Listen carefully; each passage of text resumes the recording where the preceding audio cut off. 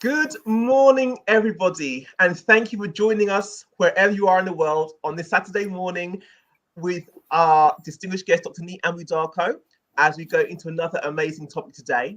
We are the African Reform Movement channel, where we discuss everything African reform with a specific emphasis on Ghana. If you're joining us today for the first time, welcome and thank you for joining us. My name is Uche, and as I mentioned before, we have Dr. Nii Amu Darko, who will be joining us shortly. If you are new here, please note that you can follow Dr. Nii on a number of his social media platforms. He's got Instagram, Twitter, and LinkedIn and YouTube. You can subscribe to all of those there. All of this information is on the description box on this particular broadcast when you review it later on YouTube. Okay. We do ask that you send all questions regarding this episode via the chat function in the live stream. Please send all of your questions in live time so that Dr. Nii will be able to answer you. Please don't feel embarrassed or think your question's too small or too silly. That's how you learn. He'll be able to answer you. So please send in all of your questions. Don't feel embarrassed sending your questions.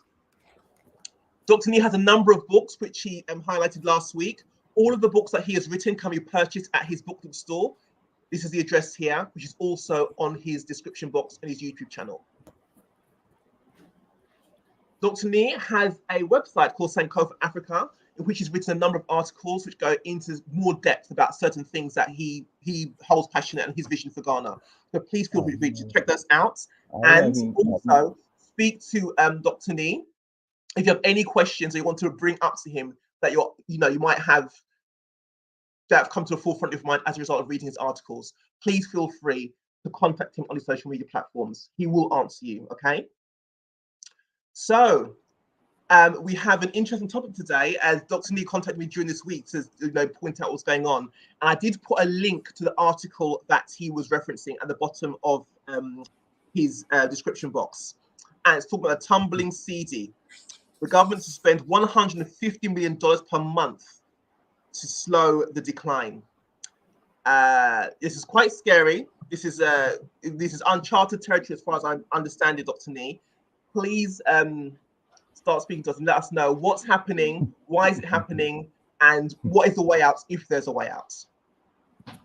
All right, thank you very much, Uche, for your kind introduction, as always. I'm trying to settle in Accra now. It looks like I'm now the unofficial mayor of the town.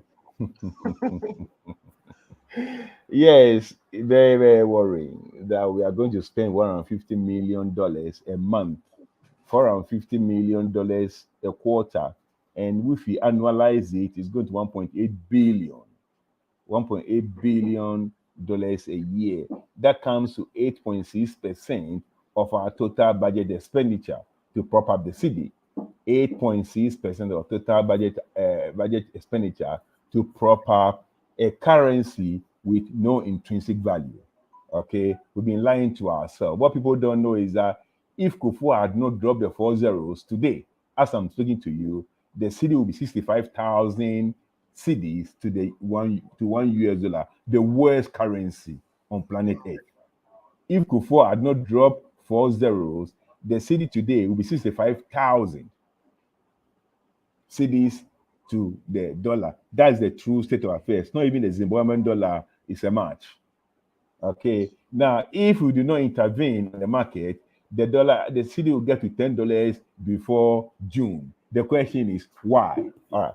Now, on the 6th of December, our finance minister Kenneth Oriata addressed a press conference in which he said, I'm going to read an article I wrote based on the press conference on the 6th of December, part of it, and then we'll take it from there because that explains everything, why we are where we are. I titled the article, Ola Ken Maba. Maba in my language means why. Finance minister sets the stage for the economic meltdown. This is the economic meltdown I'm talking about, okay? Kenneth Oriata is reported to have said in a press conference on Monday, the 6th of December, that the whole government machinery will grind to a halt if budget isn't approved. He predicted some dire consequences. One, 700,000 public sector workers, including doctors, nurses, teachers, will not be paid. Two, contractors will not be paid.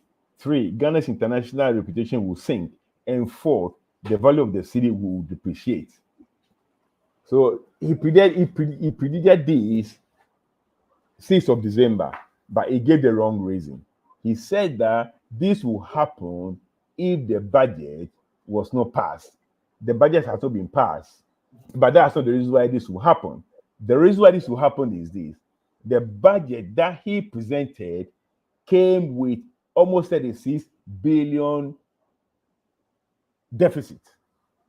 Okay, now how are we going to finance the deficit? The problem we have here is deficit financing.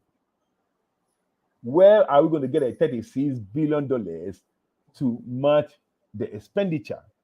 Yeah. Our revenue is about 100 billion. Our expenditure is about 136 billion. That is, if everything goes to plan. But I know that we are going to get less than 100 billion and we are going to spend more than 136 billion or whatever. We are more likely to get a deficit of 50 billion cedis. Okay, now how are we going to finance this deficit? This is where the problem is. And I told him that, let me read exactly what I told him.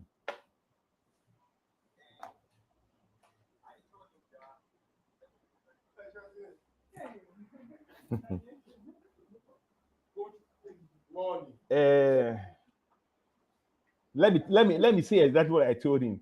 We need to find at least 35 billion to finance our budget. We've lost credibility on the international money market. Too risky to borrow money to Ghana. Our next port of call is the Bank of Ghana to print more money to fill the gap.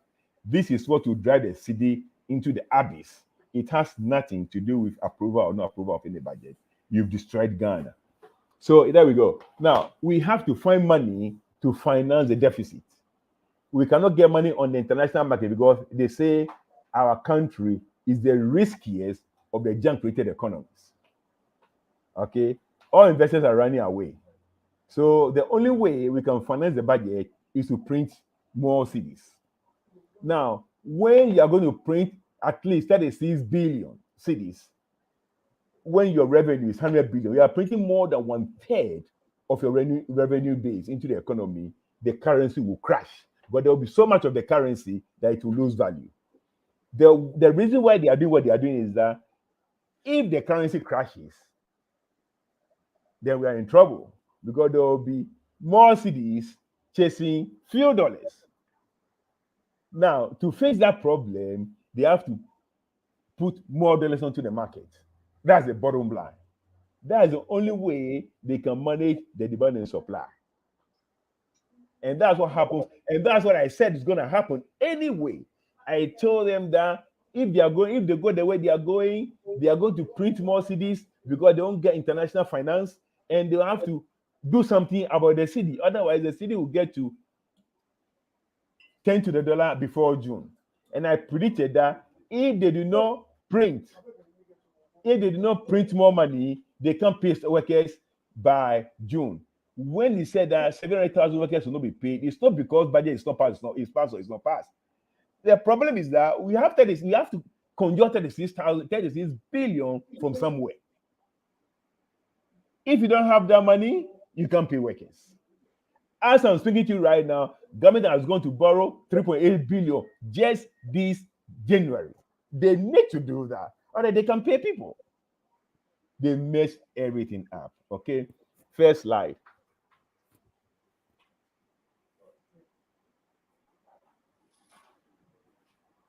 Yeah, unprecedented. Let me say this. We've been going through this forever. Like I said before, if President Kufuor had not dropped 4 zeros, as we are speaking today, our cedi will be the weakest currency in the world. It will be 65,000 cedis to $1. There's no currency like that in the world. Okay, but that is the truth. Because our currency has no intrinsic value. What are the pillars of our currency? What do we produce that gives strength to our currency? We've been lying to ourselves. Now it's crunch time. All right. In 2014, Ghana hit crisis again, but at that time, my understanding was that we were putting 20 million a week, that's 80 million a month, into the money market to soften the heat on the city. This time around, we've gone almost double that to 150. It means we are in deeper crisis. Absolutely deeper crisis. All right. Why this massive intervention? I've spoken about that already. Market forces, demand and supply, deficit financing, printing more money. The overall effect is weaker city. Now, weaker city means that if we don't apply brakes to it, it's going to go down. And for the first time in the world, one currency, $1 will amount to 100,000 cities of another country. That's a complete disaster. That's why the massive intervention. No other explanation. All right. Next slide, please.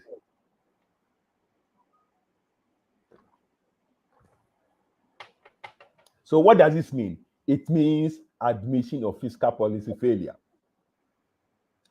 Fiscal policy is what the finance minister controls. Monetary policy is what the Bank of Ghana controls. Now, when fiscal policy fails, that we cannot balance our budget, now they want to go to a monetary policy side to try and twist things and try and let things appear like they can work. But I have been saying forever, when they release the budget, I look at the budget and say, look, the problem, it's not 2022 budget.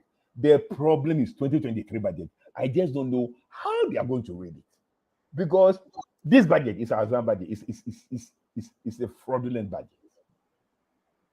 There's not a single figure there. There's not a single figure there, which is correct. And it's going to play out very, very soon. For the first time in the history of Ghana, we are pumping $150 million into the market to soften the heat on the city. Now, the other reason why they are doing this intervention is that, trust me, they are going to drop both the Momo tax, the e-levy tax, and the import duty increase. Because it's too politically dangerous for them to proceed. Oxford University and one of our universities, University of Cape Coast, did a survey. And the survey says that if this current vice president becomes the flag bearer of the ruling party, they will get 30% at the next elections. All right, so it is too politically dangerous to add extra burden to the populace, to the electorate. They will drop to 20% and I'll win the election easily. You see, it is too politically dangerous to proceed with the Momo tax, the e-levy tax, and the increase at the port, because the ripple effect on the economy will be devastating. So now, these two taxes were supposed to give them 9.3 billion. So when you take 9.3 billion from their budget revenue, we are coming close to 90 billion. And then if the expenditure remains 136, then it means that we are talking of a deficit of 46 billion. They can't finance it. The city will die. So now they have to go and find money somewhere to come and buffer the effect on the city. Can we go to the next slide, please? Yeah. Just one statement here before we go to the next one. Yes, please. Shika says, seems like they are not applying the right policies to rein in the situation and prevent the currency and economy from crashing.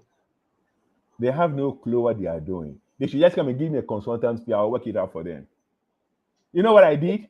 When I got to Ghana, I went to my grandmother's place. I went to look for my my school trunk. And at O levels, we had a book called Economics Without Tears, the blue book. I went to look for it because I'm going to use the Economics Without Tears to favor with my PhD. He doesn't know anything. I'm going to use the O-level Economics Without Tears to solve this problem. It's simple demand and supply. They don't understand it. Next slide.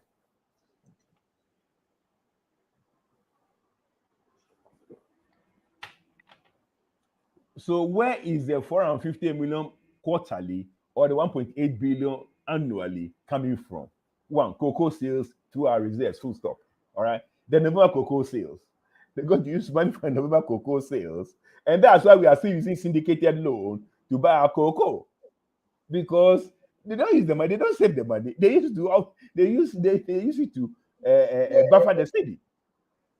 They're going to go into our reserves, take money, the dollars, because we don't generate any dollars, okay? They're going to take dollars from our reserves and cocoa sales to do the politics they are doing. If this continues, like it continues in 2014 under Mama, we're going to run the whole year on this kind of cushioning. That's a disaster. $1.8 billion is equal to 8.6 of our budget expenditure. It's never happened anywhere before. Just to buffer a currency with no intrinsic value. So this is where they're going to get the money from. Nowhere else. No magic. They can't print the dollar. They can print the cedis. This is where they're going to get the dollars from. All right, next slide. I'm trying to stay within time. Deficit financing. What will I do? Okay, if I'm president today, how would I handle this problem? In the first place, you don't create deficit. You live within your means. Okay, that's the number one principle. That's the GMT economics. Gettysburg, Macaulay, Thatcher economics. Live within your means. Live within your means so you don't create deficit. I can tell you that last year budget, they spent about 100 billion as expenditure. Okay, now,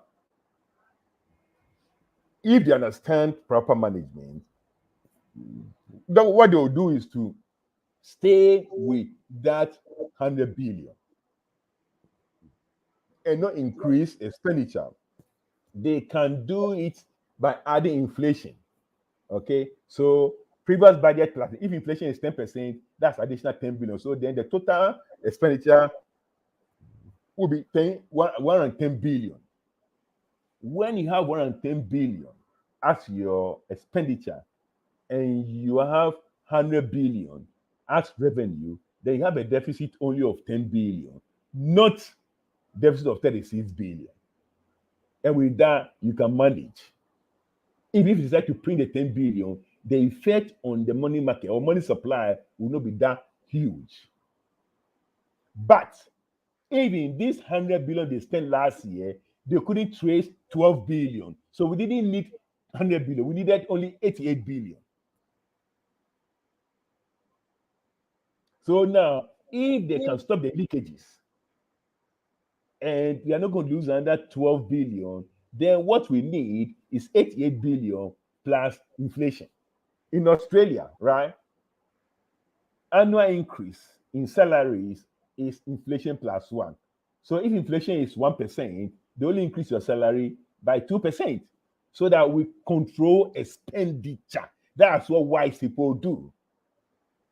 If inflation is 1%, it means that in the next year, the real value of the income is going to decrease by 1%. The real income because of inflation. So then they add additional 1%, so that's what happens to your real increase. Your salary is increased by 1%, inflation plus 1. That is what this government should do. First of all, they should close the leakages so that the 12 billion will not get lost again. So they will sit with 88. And then with 88, we add inflation plus 1. If inflation is 10%, we add 1%, 11%. So 11. So it comes to about 9 billion. So then you are dealing with 88 plus 9, that's 97 billion. So your total expenditure comes to 97 billion. Now, when you have the expenditure of 97 billion and you are talking of revenue of 100 billion, they are getting budget surplus. So then when people hit it that they don't want Momota, they don't want this, and you pull back to 90 billion. So then you have only 7 billion deficit to finance. That can be managed. But you see, this is Ghana. This is a country where a minister builds a website for 800,000 cedis. And when she is caught, she said, "Oh, I'm sorry, it was Lucifer who added another 0 to it." And she still remains in cabinet. Lucifer came from wherever to come and add 0 to the DC. And so we ended up building a what do you call that thing? A website for 80 billion. 80,000 cedis. You can build a website with 800 cedis. And she still remained in office. So this 136 or whatever billion they are calling expenditure, we don't know how much is add on for the boys. And that's why they don't want to reduce the expenditure, because the expenditure is not real. That's what they do. whether NDC or MPP, that's what they do. That's why they have destroyed our country. All right. So don't create deficit, live within your means, reduce expenditure, increase revenue. And I said, economics out here. Yeah, that's the book I used for O levels. I've got that book, and I'm going to use that book to counter Baumian's PhD in economics. We'll see who is who. It comes without years versus PhD from wherever university, if you ever did that. All right. So maybe I didn't understand you. Just one question. How exactly would you increase revenue? Maybe I didn't quite understand what you said. Yeah, next slide, please. Lady you. It's on there. Okay. Okay, so reduce expenditure. We can talk about this a whole day. Reduce government size, reduce foreign service, destroy corruption. Okay. To reduce expenditure, the 12 billion that got lost, you have to find it, punish people for it, and destroy corruption. All right, that's almost the 12 billion that got last year was more than 12%. It was about 12% of the budget expenditure. 12% got lost. Nobody can account for it, and nobody is in prison. So you destroy corruption. So you reduce expenditure by reducing government size. All right, we have over 100 ministers. I'm going to work with 25 ministers. Full stop. All right, we have to have written an open letter to the Electoral Commission that they must reduce. You see, in Ghana, after a census, with 12 months after a census, or within 12 months after a census, the Electoral Commission will have to come out with revised boundaries of our constituencies. And I've written to them that they must read the current number of MPs from 275 to 150. Okay, because you know the reason why. The reason is this: Australia, with an economy of 1.6 trillion US dollars, 25 million people, has only 150 members of parliament. Ghana has no business having more than Australia. My preference is 100 people, 100 MPs, and that's going to be the next stage. I've written to the Electoral Commission and I've told them the reason why they must reduce it and how they should distribute the seats. The parliament as we have there now, the composition of the parliament we have now is illegal, is unconstitutional, and is immoral. And I'm going to talk about that next week. So we are going to reduce government size. We're going to reduce foreign service. We have about 53 or 54 foreign services all over the world. I don't know what you are doing there. Okay, I will reduce to 25, 5 per continent. But that'll be another day. I'll talk more about the strategy, how that is going to be done. So if you ask me, how am I going to reduce expenditure? These are the fundamentals. Reduce government size, reduce foreign service, destroy corruption. Next slide, please. Okay, increase revenue. So tax collection. Tax collection. Okay, we have a very inefficient way of collecting tax. People don't actually understand how the state works. Okay, let me tell you. In Australia, our tax to GDP is 24%. The national government collects 16%, and the state governments collect 8%.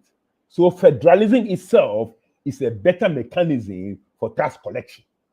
The same in the US, even in UK, Scotland, Wales, and Ireland, Northern Ireland, they collect their own taxes, and England also collects its taxes because you cannot efficiently collect tax for the whole country from one point. You see, when you come to Africa, the average for Africa is the average tax to GDP is about 16%. Ghana tax collection is way below even that of Africa. Ghana is around 12-13%. Because we have the most notorious unitary state in the world. So you got to optimize tax collection. Okay, you got to optimize, but we don't have the mechanism, we don't have the structure for that. We need a federal system for that, where if even the national government is collecting 13%, the state government can collect probably 7%, and that will take us to 20% of GDP. It's as simple as that. I know how it works. We are way below the average for Africa. The average is about 16%, which equals to the national collection in Australia, but we don't have the state collection. So Africa lags behind. All right. So tax collection, better mechanism for tax collection. Now, when you collect properly, the rate, so Tax reduction is the next one. Now, that's the tricky part. You are increasing revenue by reducing tax. Baumia, our present vice president, used to say from taxation to production, which is true, but they don't know how to do it. If you reduce tax, you increase productivity because you increase employment. Okay, there is the employers save money if company tax is reduced, and they can reinvest and then they employ more people. So when you reduce tax, you create incentive for more work and more employment, and that's why. So you reduce your tax rate, but you increase your turnover, so you get more money. Let me tell you something again. When I went to Australia, the marginal tax was 47%, and it kicked in at $60,000 per annum. This was in 2000, year 2000. By 2020, in 20 years, the marginal tax rate has fallen from 47 to 45%. But more importantly, it kicks in now at $180,000. If you earn $180,000 before you start paying the maximum tax, which is 45%. 20 years ago, the maximum tax was 47%, and you started paying that just at 60,000. Just at 60,000. Now, the funny thing is this. Today, the top 5% who earn more than 180,000, that top 5% alone, who earn more than 180,000, they pay 60% of all tax, of all income tax. 5% pays 60% of all income tax. The remaining 95% pay only 40%. So the structure of taxation itself is a source of revenue. Reduce tax, more people work more because they can do extra work, whatever, because they know that they are not going to use all their money, bring all their money back to the government. Companies are able to make more profit, reinvest, and create more employment, and that's how you increase revenue. As I'm talking to you now, the tax rate of Australia is 45 maximum. It starts at 180,000. So if somebody tells you that they've been lying to Ghanaians that you need tax, yes, you need tax. I know you keep people to get a tax. If you reduce tax, you get more money. Like they say in the Bible, give and it shall be given back to you. Press down, shaking together, and running over will bring it to your bosom. That's the way it works. Give the money to the people, they will bring it back to you in a sensible way. You increase tax, people will evade it. People will find ways of evading it, and you make projections based on that, you never get the money. Then the next one is to increase exports. To increase exports. Okay.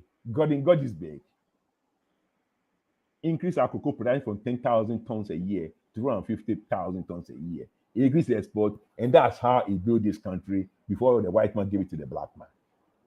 All the things you see here, Achiwatan School, University of Ghana, Kolebu, all the big things he built from increased exports. We have so many things today in Ghana that we could export. You know what? In Ghana, there's one place in Ghana called Adan. Adan has a natural salt winning pit, or a lake, the Songo Lagoon.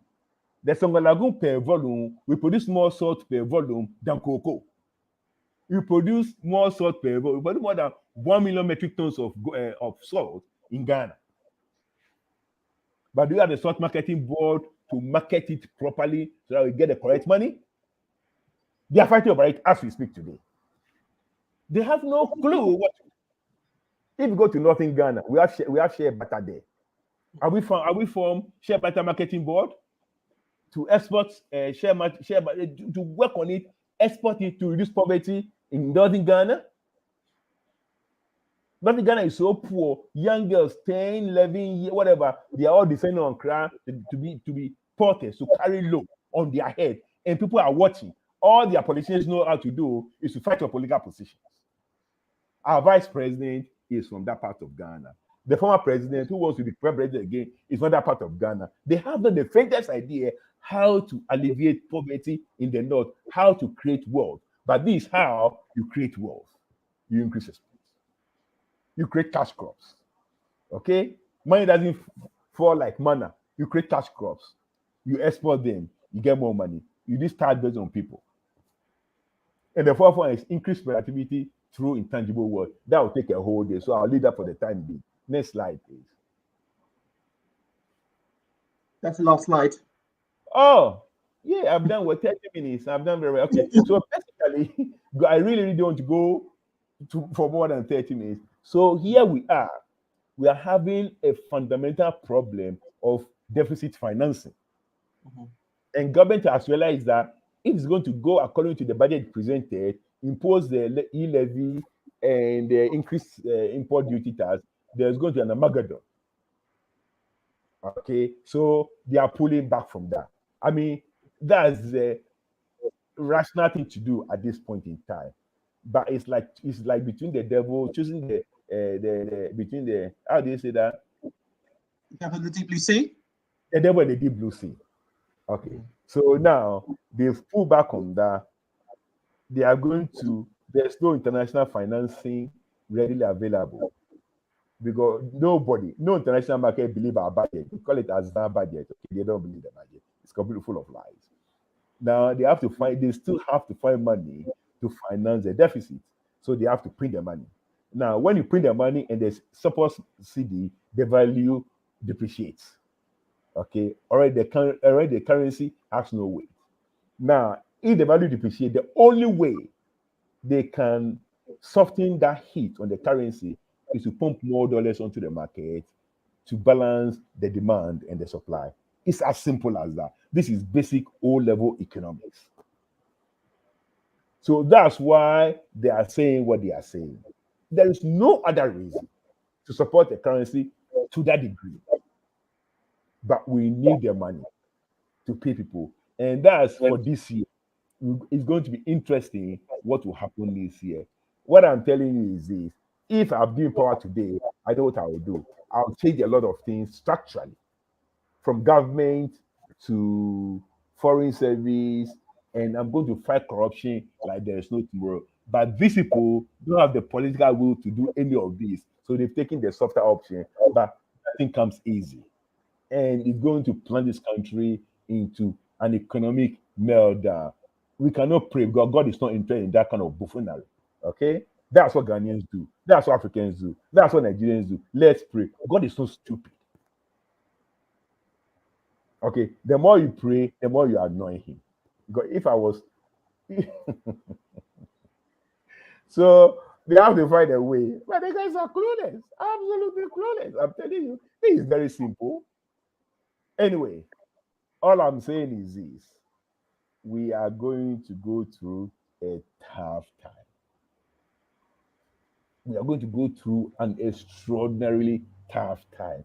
I don't know how they're going to navigate this year. I don't think about next year because I get headache when I think of next year.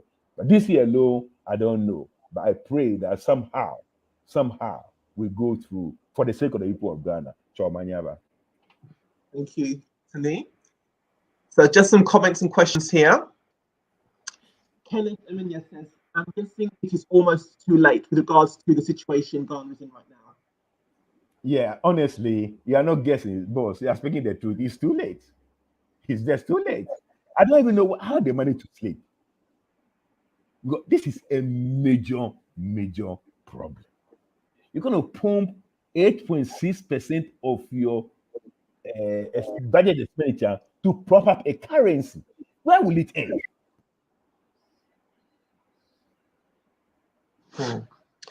Another one, Shishika says here, they are banking on by forced taxes and levies on an already burdened population that is trying to feed itself. Yeah, they are going to pull back on that. I cannot see how they will not pull back on the Momota. In fact, that's the reason why they are doing it. Because if they pull back on the Momota and the border and the import duties increase, they are going to lose 9.3 billion.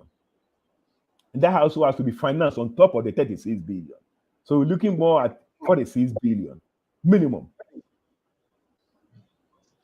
So they have to print 46 billion cities. That's a disaster. Christopher here says, could the e-levy indeed are bad roads as we're being told, or it's just another ploy to further burden the poor suffering Ghana for? No, no, no. E-levy is not going to be used for bad roads. E-levy is only 7 billion. Okay, these guys have borrowed 250 billion. They couldn't build road from Osu to La. And they say, what can 7 billion do? Nothing. Look, the e-levy, before the budget was released, Goldman Sachs and IMF said Ghana debt to GDP was going to rise to 81.5 this year. As at last year, September, it was 78%. And then because of that, and the foreseen by the deficit, they're saying that Ghana is going to have the widest fiscal deficit of any junk-rated economy in the whole wide world. Ghana is going to have the widest, you know what I'm saying? The widest fiscal deficit of any junk-rated economy in the universe. And what that means is that, well, if we pay, we're going to chop more than our pay. Now, they brought the Momo tax in to bridge that gap, to let the fiscal deficit look a little bit better than what it would otherwise be. It's got nothing to do with bad roads. Absolutely nothing. The 7 billion is just the 7 billion. By the end of this month, the dollar will hit 7 to the dollar. It's going to $1 billion.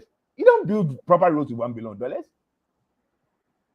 It's got nothing to do with building roads.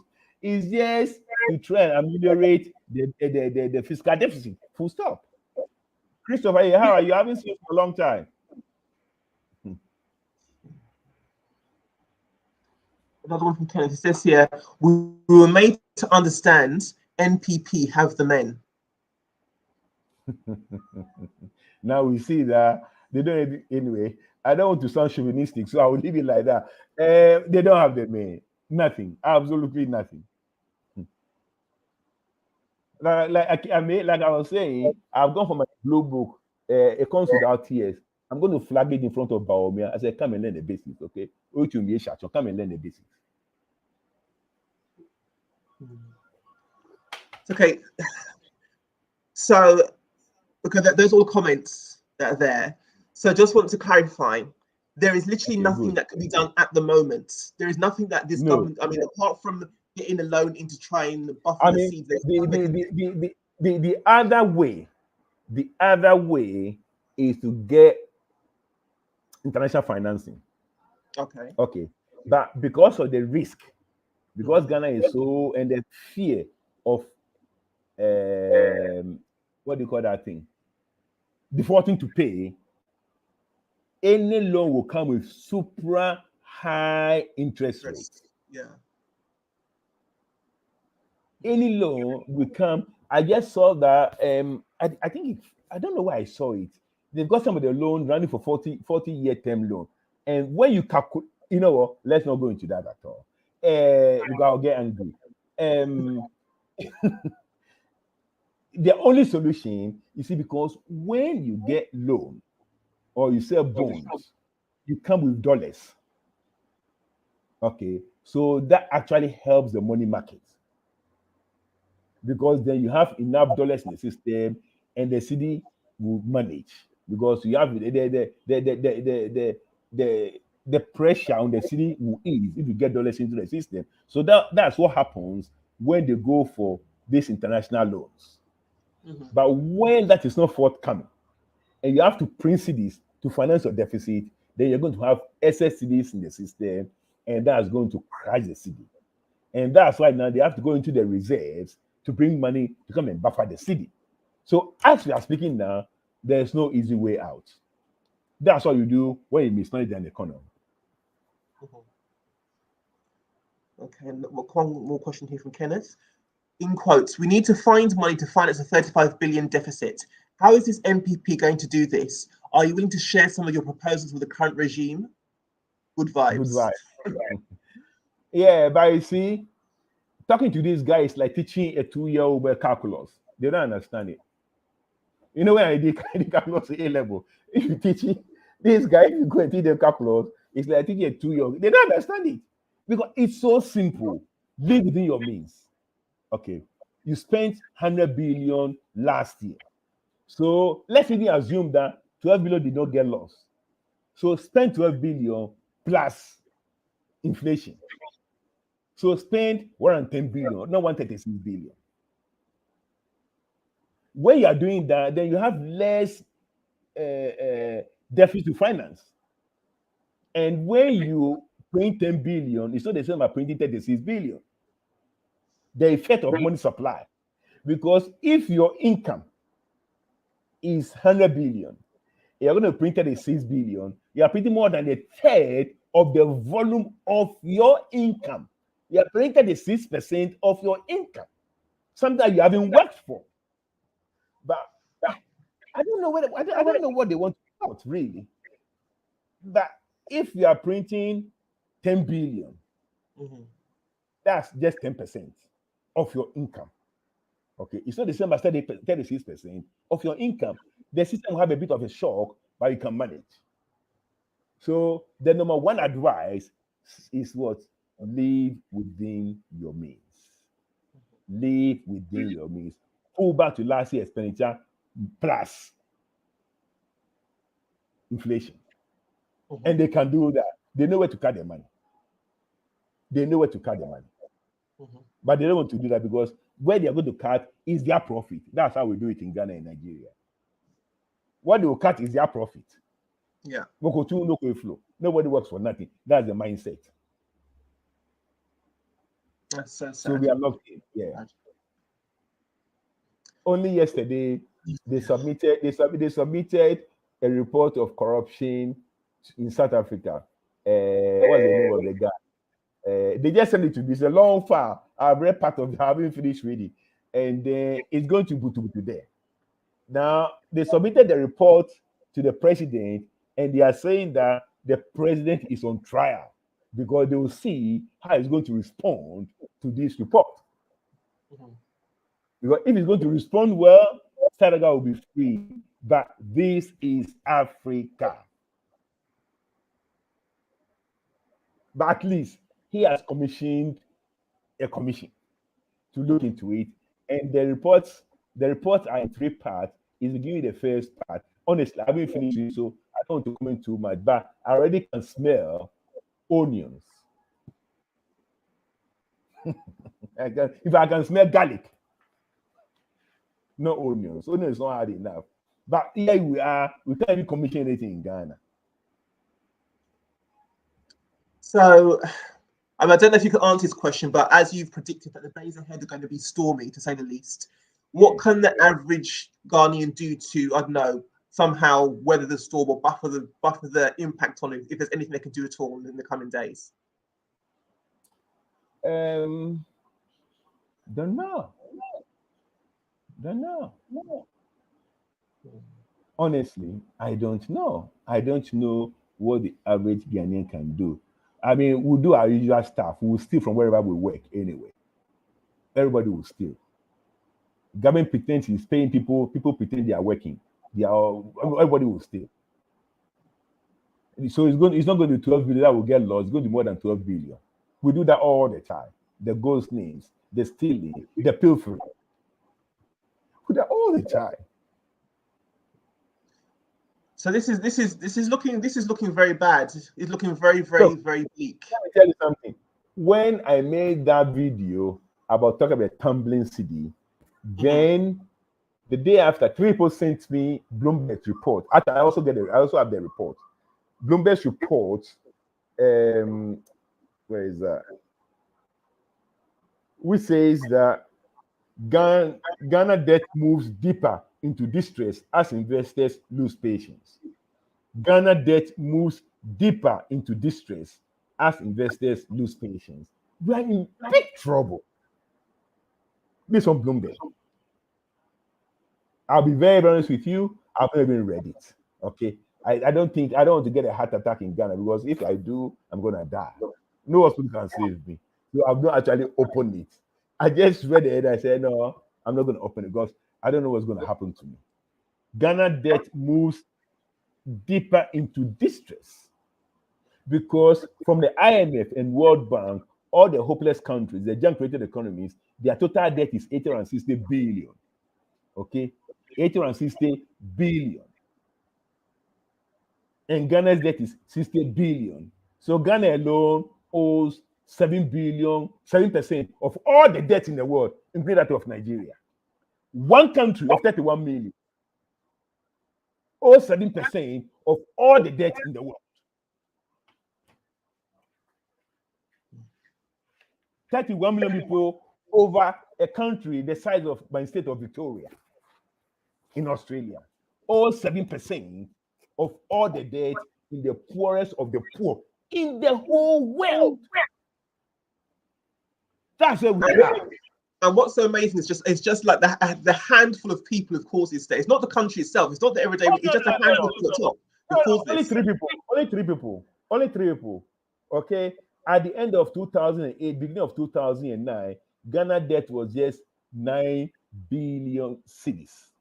In today's world, it's less than $1.3 billion. 1.3 billion at today's actually $1.3 billion at the end of 2008. Between 2008 and 2017, that money ballooned to 120 billion. John Mahama took 9 billion to 120 billion. Okay, now it was kicked out of office. He's enjoying his end of service benefits as a retired president, and he wants to come back from retirement to contest again. He's still, as we are speaking, collecting money as ex-president, tax-free. There has been no luckier person in this country than John Mahama. And he wants to come out from retirement into the office that he has been retired from and for which he's being paid. Where would this happen? When some colorful people use shit to hole, we complain. Where would this happen? He accumulated 110 billion cedis. And then the boy, what's the name of this boy? What's the name? This old man, Nana Akufo-Addo, and Bawumia. They have accumulated 250 in 5 years. That's extraordinary. So these are the people. We owe 7% of all the debt of poor countries in the world. We're talking of probably 5 billion people or whatever. We owe the 31 million people, less than 1%. We owe the debt 7% of their total debt. I mean, what exactly is going on here? What I'm telling you, those people in the position don't even know to hold the government account back, and they can't because they are part of the debt.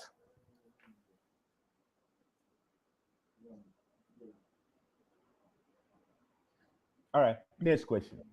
Well, there aren't any more. I'm just going to say, so what would be the immediate impact now that you'll feel now that they've taken the loan? What would be the most immediate impact? The impact we felt in about 3 months' time. Okay. To be quite honest with you, I didn't think they were going to take this position in January. I was saying towards the middle of the year when there will be pressure to pay people, then they will start printing their money. But it looks like it's a bit worse than what is in the budget. I think it's a bit worse than what are the margin. But January, I mean, they're talking of 450 million, almost $500 million for the first quarter. Can you imagine? Almost $500 million to soften the heat on the city. It means they're going to print money. But then, surely they must know they print money. They're going to tip the country over the abyss. So they can't. Surely they should think they can't do that. They've got to. Pay people. They got to pay people. But you're paying people as you're tumbling over an abyss. I mean, how does that work? Do you remember what happened in Greece? No, I don't know the Greece situation. Okay. So yeah, all right. If so, Greece had to go for a bailout from the EU because they were in this deficit financing problem, huge budget deficit. Now, they were part of the EU. They couldn't print euro. They couldn't print euro, so they had to go and beg for bailout. There were also, but in Ghana, we've bent our goodwill. We've bent our goodwill with the international market because they are giving us money, never ending money. We are not doing anything with the money, and we keep coming for more, and they know we can't pay the money. And I'm going to write an open letter to IMF and World Bank that any money they give to us from today, we won't pay. But they must know we can't pay. So I'll write an open letter to the IMF, World Bank, whatever, and copy to the president. So this money that you're getting now, where is that coming from? Is it not coming from the IMF? Which one? The $450 billion bailout. Where is that coming from? No, we don't have the bailout. We are going to get the money from our reserves and probably cocoa sales. Our national reserves. They used to be kept in our national reserves. You know, whatever we buy, whatever we sell, we put some small down, we put some small down. So our national reserves, it's not money in circulation. Oh, okay. Got it. Okay. And then cocoa sales, the normal cocoa sales, I don't know how much it got, maybe 1.2 billion or 1.3. They will take money from there to, you know, do the acute management. Yeah, that's what we do. So the IMF would still be lending money if Ghana approached, despite the fact that they should be lending the money. You see, the IMF, they work on a certain principle. Mm-hmm. Sometimes they just feel that countries should exist in order to pay previous loans. So they are always tempted to give you loans so that you survive, so you exist, so that you can pay the ones you are owing them. If you collapse and become like Somalia, who are they going to ask for the money? So they always have that dilemma. And that's why they have to remind them that they can go ahead and give, but any money they give from this year will not be paid back by the people of Ghana because there's no accountability. But then that wouldn't look good for Ghana, or that wouldn't be good for Ghana. Then they'll be able to impose all kinds of sanctions on Ghana, and Ghana will be in even further trouble, right? No, either way, it's not good for Ghana because whatever they give Ghana is not free. It's money that our children will pay. Yeah. But then you can't really take it and then refuse to pay it back. It's just best not to take it in the first place. That's why they have to be warned. Mm-hmm. The risk in giving more money, they have to be warned. But surely they're aware of this risk anyway. I'm sure they know what the risk is, right? I'm sure they know already. Yeah. But once you are warned and you do it, it's your own palaver because it's not going to happen. We can't pay it, as a matter of fact. And they cannot encourage bad behavior from government. So, dark days ahead. Not really. You'll see people start to see the effects within about 3 or so months. You reckon? Yes, because you know the way it works, all these effects lag behind a little bit. There's always a lagging effect.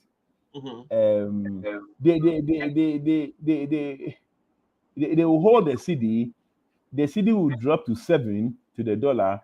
They will see public reaction. If there is no uprising or something, they will relax a little bit. They will just study it slowly and see how, because they are pathological liars, no, they are Talibanized crooks. So they will try and see how these things go, read the public mood, you know, lie a little bit here, lie a little bit there, and prod and see whether things can be managed one way or the other. But we say in my language, don't worry about the English equivalent. And we are there. There's no endless money or endless anything. It doesn't matter what you do, it will get finished at some point. Even the lies will get finished. So the impact, what will that impact look like? Will it look like no, not being paid, lack of food on the shelves in supermarkets, whatever? What will that impact look like? Yes, all of the above, Okay. all of the above, all of the above. Um, the biggest impact is that Ghana is still we haven't built a solid base for import substitution. So we are an import-driven economy. Okay, we are import-driven economy. When the currency drops, everything changes. They can print money and pay people. Inflation will go high, 100%, 100%. There is no two ways about that. Inflation will go high, and that's going to reflect in every single thing anybody buys. At the same time, once inflation goes up, the money you have in your hand value reduces. Mm-hmm. Because 100 cities you buy today, when inflation goes up, you cannot buy the same thing again. So Yeah. the effective value of your currency or the money in your hand reduces. So those are the impacts. And how people manage the impact, they will have to steal. Okay, corruption will increase. It's a vicious cycle. It's a vicious cycle. People are also thinking very hard how to beat the system. That's Yeah. what we do. Mm-hmm. We've got one comment here from Christopher again. It's that bad, really. When some of us complain about the massive borrowing, they tell us we still have the capacity to borrow, and that's where creditworthy means we have a vibrant economy. Sorry. No, it's that bad, really. Chris, I've not read, but I'll forward the Bloomberg report that Ghana's debt moves into deeper crisis as investors lose patience. I'll forward, it's that bad. That's why they are going to print, they are going to take money from reserves and flood the market with dollars in order to keep the city afloat. 150 million a month, 450 million a quarter, almost half a billion every 3 months. It is a joke. It is that bad. For the economy our size, 8.6% of the total budget expenditure in a year to keep a currency afloat is a disaster. That is at the current exchange rate, though. It's just a complete disaster. You know what? When I got here 2 weeks ago, the Australian dollar was 4.2 to the cedi. The last time I changed, it was 4.45 in less than 5 days. It's developed like Usain Bolt. Nobody can stop it. I think the last time I checked, to buy dollars from Forex Bureau, what do you call the Forex Bureau? Yeah, to buy dollar from there was 6.55. Wow. Yeah, it was just under 6 or thereabout before Christmas. Wow. If nothing is done, it will hit 7 by the end of the month. So the effect is that. Now, so when you are import-driven economy and the dollar crashes or the cedi crashes against the dollar, everything changes. Okay. Mm-hmm. Now they're saying that they are going to increase fuel, I think, to 7 cedis per liter or something like that. That's a disaster.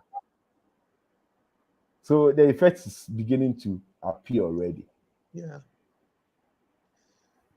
Oh dear, it's just sad to end on such a gloomy note. I mean, but we have come to the end of all our comments and questions. Is there any final thoughts or anything you want to say? I don't know if you can give any words of hope, because it doesn't sound like there is anything right now. But before we wrap up, Dr. Nii?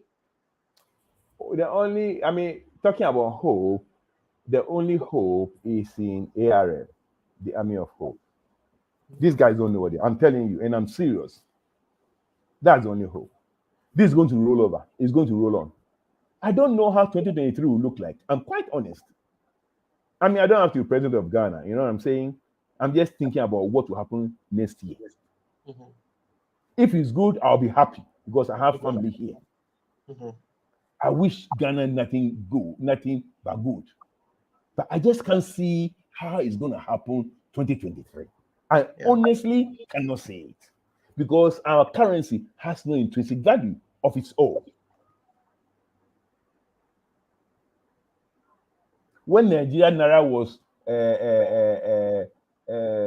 more than the dollar, where 70 kobo was $1, there was something, the intrinsic value of that currency was the oil at that point in time. Yeah. We don't have anything like that. The oil we produce in Ghana is like fried oil. You know fried oil? Actually, it's cooking oil. Okay. Don't go be small, 100,000 barrels. 100,000 barrels. When you go to South Africa, they make 120,000 barrels a day from coal. They make petrol from coal. And they build that capacity and that technology during apartheid days. What they make from coal is more than what we get from Ghana. It's fried oil. They used to fry kelewele. It's nothing. In Nigeria, with more than 2 million, they are struggling. Angola, with about 2 million, they can't even blow their noses. 110 or whatever. 110 or whatever. Last year, they got about $1.1 billion from that. In New Zealand, that small country, 4.5 million people, they get their one company there, Fonterra. Fonterra exports 3 billion worth of milk to China. One company exports 3 billion of milk to China. One company, and Ghana gets 1.1 billion from oil. Forget about that. That's no money. Me, I have more than 1 billion. I have more than Ghana oil money. It's nothing. The currency has no intrinsic value. It's all lies. This currency, if they have not done the Kwekwanase game on it and drop 4 zeros, today as we are speaking, our Cedi will be 65,000 cedis to the US dollar. No currency in the world is that hopeless. So people are calling, somebody say, oh, it's 30 million. I said, what do you mean 30 million? I said, oh, 3,000. They play games on it. They drop 4 zeros so it will look respectable, but the intrinsic value is the same, worthless. We can talk about this forever, but Ghanaians will have to rise up, okay? They have to rise up. They have to listen to me. They have to vote for me to better their lot. It is their problem, not my problem. And I'm saying that boldly. I don't need to be anything in this country, but this is my country. That has made me who I am to a large extent. So whatever I've learned from outside, I'm willing to share and help the country come out from the bottomless pit. These jokers have no clue what they are doing. It's as simple as that. Okay, everybody, thank you so much for joining us again on this Saturday morning. Thank you for all of your questions and comments. Much appreciated. I'm sure Dr. Nii will give us an update as and when he feels is necessary on this situation. But join us again next Saturday at 11 a.m. with either a similar or new topic. Until then, Yes. take care of yourselves. Probably I'll discuss the open letter to the EC. That EC there. Yeah, the letter commission. Yeah, I got to deal with them. All right. Thanks, everybody. Yeah, I'll catch you up at Lamadi Beach Hotel. All right, bye. Bye.